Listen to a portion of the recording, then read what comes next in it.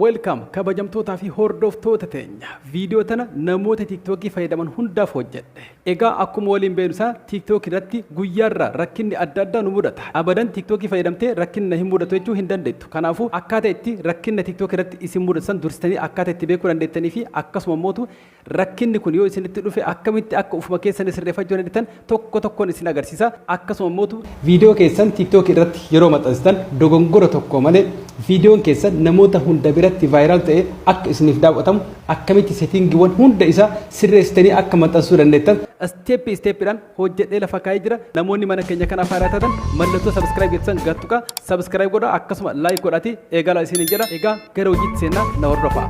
Tokkoffaa viidiyoo keenya TikTok irratti yeroo maxxansinu akkamitti yoo maxxansine namoota hunda biratti nuuf daawwatamuu danda'a isin agarsiisa. Wow! Asumarratti viidiyoo tana maxxansaa isin agarsiisa gara viidiyootti. Egaa amma akkaataa itti viral ta'e namoota hunda bira nu ga'uu danda'u akkamitti maxxansuu qabna. Egaa tokko tokkoon isin agarsiisa. Egaa maal goona gubbarra eegala. Kun gama gubbaatti irratti kun bakka kanatti maal goona hashtag fi mention jira. Kun asitti hashtag jira gamanatti mention jira. Kanaafuu maal goona dursa hashtag tana gatuun. Asirratti maal gootani kun ani akkaataa itti maxxansu kun isin agarsiisa. Kun haala kanaan fakkeenyaaf Oromoo TikTok jedha. Kun Oromoo TikTok. Kun asitti jira. Kanaafuu haala kanaan asirra gootan. Ammas maal gootani mention gootan. Yoo barbaadan jechuudha. Kanaafuu yoo dandeettan kun haala kana Itoophiyaa TikTok kun haala kana ammas akkana gootan barbaadan ammas itti dabaltan kun haala kana ammas hashtag itti dabaltan kun for you ammas itti dabaluu dandeettan kun haala kanaan viral eeyyan fakkeenyaaf ammas itti dabaluu dandeettan kun haala kanaan trending wantoota viral ta'anii isaan kunneen jechuudha. Amma mootu mention kun asitti gamanatti bakka mention jettuun haala kanaan gatuutan sana booda as keessaa namoota fiimees ta'an akkasuma immoo tiiktookoroota ciccimoo tiiktookoroota gurguddaa asirra jiran as keessaa fakkeenyaaf kunoo asli yoo jennan isallee kunoo haala kana ammas maal godhu bakkuma fireendii isaan keessaa ammas fiimeesota keessaan akka mubaarak kunoo asirratti namoota fiimees ta'an bakka walumaa galatti jechuudha. Kanaafuu asirratti haala kanaan 3 hanga 2 hanga 3 hanga 4 godhuu dandeettan. Itti aansuudhaan maal goona gaduma siidha kunoo asitti gama gadiitti irratti kunoo bakka kana jechuudha. Isii sadaffaa dhagirtu kunoo haala kanaan jira. Kuni sirrii miti maaltu qaba bakkuma san gattu everyone irra deemna gara gubbaatti irra jechuudha. Haala kanaan ta'uu qaba jechuudha. Inni dhumaan mootu gama gadiitti irra kunoo asitti more option bakka jettan agattu qaba. Isii tana irraanfachuu hin qabdan. Akkana ol siistan kun isaan kun haaluma kanaan jiraatu qaban. Itti aansuudhaan akkana ol siisinan asitti allow high quality kan jedhu kun haala kanaan jira taanaan sirrii miti. Maal godhuu qabna akkanatti magariisa godhuu qabna jechuudha. Sana booda gama gadiitti irra kunoo asitti save to device kan jettuun akkanatti haala kanaan yoo deebiftan viidiyoo keessan kan maxxansitan san record godhee of biratti isin hambisa jechuudha. Yoo mootu akka hin hafne guutumatti post gootanii akka achumaan badoo godhuu barbaadan isa kana akkana deebiftan jechuudha.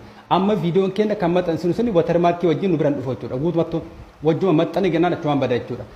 Sana booda maal gootanii gubbarra bakka edit jettan agartanii edit cover jettan akkana gatwitan. Sana booda yeroo maxxansan namoonni hedduun bakka kanatti dogongora baay'ee qaban. Bakka kanatti sirraa'uu qaba. Kunoo asitti bakka kana gattuudhaan sochii keessan sirreessuu qabdan. Yeroo maxxansan namoonni hedduun qaama isaanii jajallisaa deema. Fakkeenyaaf amma akkana godhe ilaala akka inni ta'u ilaala amma agartanii kunoo akkana ta'a. Ammas yoo akkana godhe akkana ta'a ilaala. Sirriin dhufa jechuudha. Ammas akkana godhe jajallataa deema isinii gadi. Kanaafuu akkaataa itti fiizikaaliin keessa sun itti bareeduu danda'u irratti sirreessuu dandeettan. Akkanatti ni bareedoo ta'e akkanumatti dhiisa jechuudha. Yoo hin bareedde sirrii miti ammas sirreessuu qaba jechuudha. Namoota miiliyoonota isin ilaalu yookaan kumaatama isin ilaala waan ta'eef akkatti fakkeenyaaf akkaataa amma itti yeroo kana argitanii afaan banee jira sii galee haala kanaan hin sirrii miti ilaala. Kanaafuu bakka kana sirreessuu qabdan akkana sirreessan sosochooftanii isii gama jala jirtan sochooftan quba keessanii gadi qabdan haala kanaan hanga inni sirraa'utti hanga inni bareedee isin dhufutti jechuudha. Kanaafuu amma haala kanaan kunoo bareedama. Kanaafuu haala kanaan maal godha isaan gama jalaa jiran kan agartan haala kanaan gatuutanii waan viidiyoo keessan ibsu san asirratti teekistii barreessuu dandeettan kun asirratti teekistii waan barbaadan waan yaada viidiyoo keessanii fakkaatu barreessuu dandeettan jechuudha kun haala kana. Kanaafuu asirratti waan barbaadan barreessuu dandeettan. San booda dan gootan kun asitti gama gubbaatti irraa jechuudha. Kanaafuu viidiyoo keessa waan fakkaatan barreessanii asirratti yaada viidiyoo keessanii barreessanii haala kanaan gubbarra gatuutan kun haala kana. San booda viidiyoo keessan gama gadiitti irra mallattoo post jettanii gatuutanii post gootanii maxxansuu dandeettan jechuudha.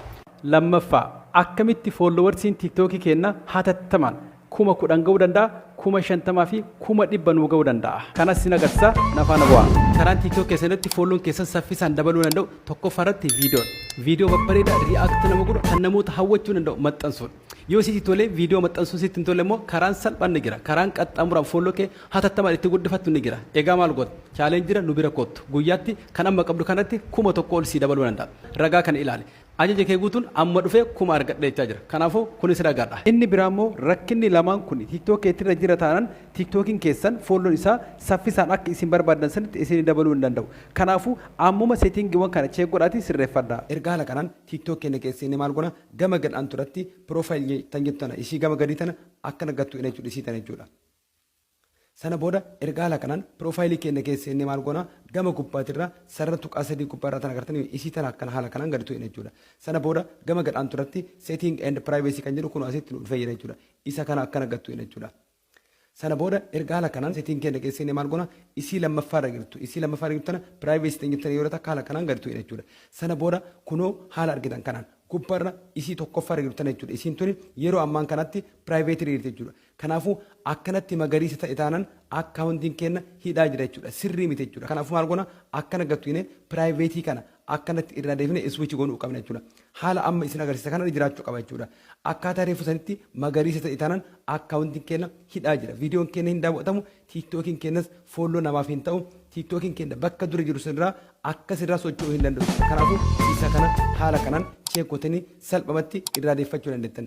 Inni lammataa immoo kan biraatis agarsiisa egaa as keessaa ni baana jechuudha. Egaa Play Store keessan keessa seena ammuma jechuudha.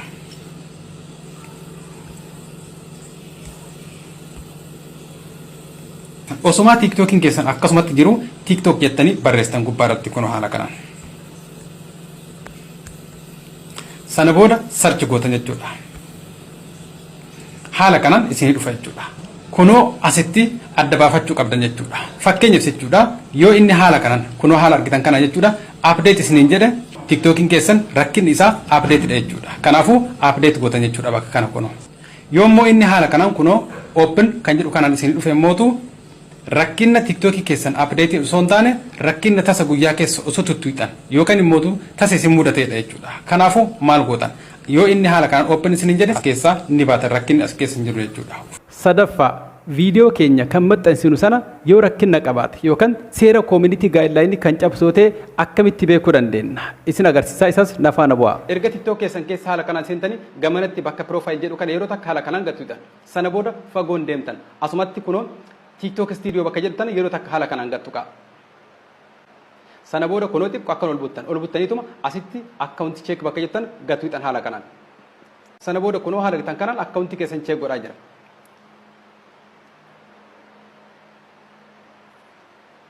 Egaa haala argitan kanaan akkaawunti keessan check godha. Yoo akkaawuntiin keessan nagate haala amma isin agarsiisa kanaan isinii fida. Yoo rakkinna qabaate immoo kunoo haala amma argitan kanaan isinitti dhufa jechuudha. Haala kanaan dhufe taanaan akkaawuntiin keessan warning ni qaba jechuudha. Yoo mootu haala amma argitan kanaan jiraate mootu akkaawuntiin keessan normaalidha jechuudha. Kuni rakkinna viidiyoo irratti isin mudatu. Egaa rakkinna akkaawuntii isin agarsiisa nafaana buutan. Erga haala kan duba deebine ammas gama gubbaatirra mallattoo xiyyaa gadi garagala yookaan isin biratti sarara xiyyaa sadii ta'ee dhufuu danda'a bakka san haala kanaan gattuutan. Sana booda asitti ammas yoo haala kanaan isin dhufe kunoo bakka seetingii jedhu kana gattuutan. Sana booda akkana gadisiidha. Gaduma siitan akkana gasiitanii gama gadiitti irratti kunoo asitti bakka support jedhu sana yeroo takka haala kanaan gattuutan. Sana booda asitti maal goona bakka safety center jedhu lammaffaa jedhu sana haala kanaan gattuutan. Sana booda asitti kunoo bakka gubbaarra jirtu isii gubbaarra jirtu akkaawunti start jettanii yeroo takka haala kanaan gattuutan. Kunoo asitti haala kanaan your account is good standard rigor sirri gira akkaawuntiin keessan. Yoo mootu bakka kanatti rakkina qabaate akkaawuntiin keessan warningi qabaachuu yookaan rakkina qabaachuu asitti isinitti ba'a. Egaa salphumatti haala kanaan yaaduu dandeetta. Afuraffaa akkaawuntii TikTok keenya jalatti warningi nutti dhufa. Kan warningi san nutti fide viidiyoo nuti TikTok irratti maxxansineedha irra guddaatti jechuudha.